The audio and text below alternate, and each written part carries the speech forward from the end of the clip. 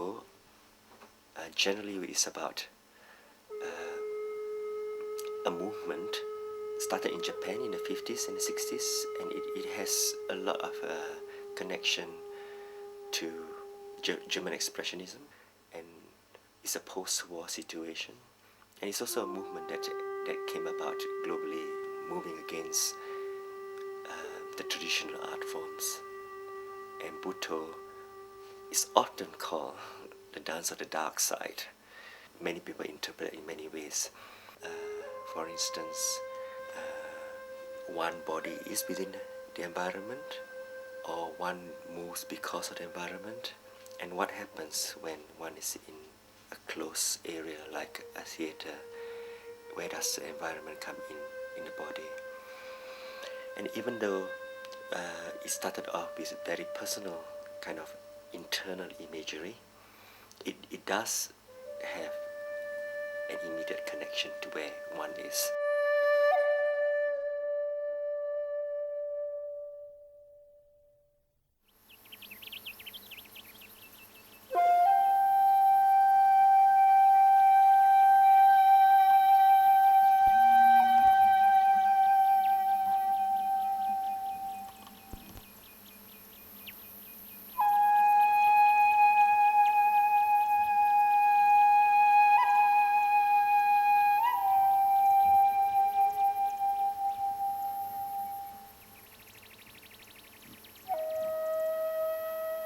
Well, I introduced first very basic exercises that we start in the morning, even stretching. I do yoga, and of course it's a nice stretch, and it warms the body up in the morning. We start about 6 o'clock in the morning, and then I introduce some basic training techniques, groundedness, and opening up the top part for expression.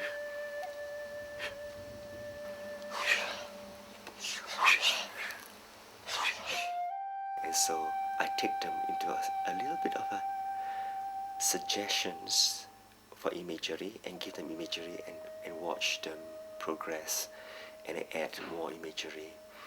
And certain forms that are already there, they are quite different, but they combine this all together into an improvisation of their own.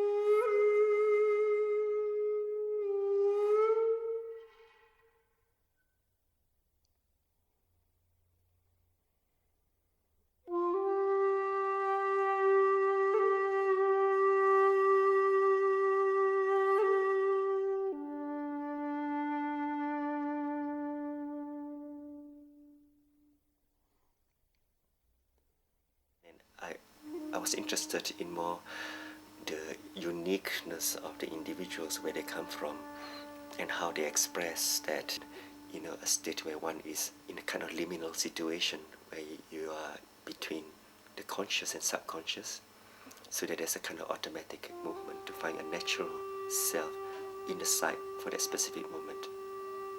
And that is what I want to emphasize.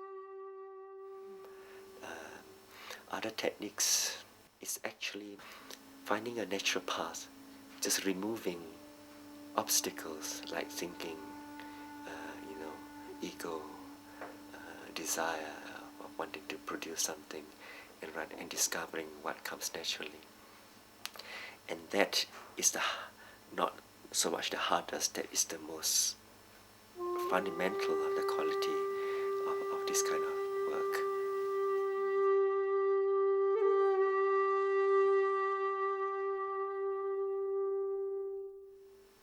It's a kind of stillness that one finds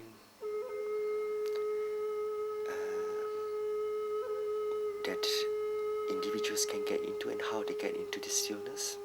It comes very strongly and easily in this environment. I also look at the language of the body.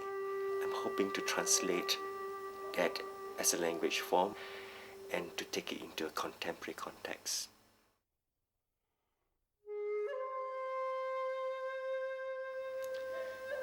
So Butoh has moved and changed for me, and sometimes I don't even use the word anymore, more as a Butoh influence, but because it comes from internal imagery to a kind of expression or choreography, it has a very close relationship to the origin of Butoh, and I think that is what a lot of branches of Butoh is about now.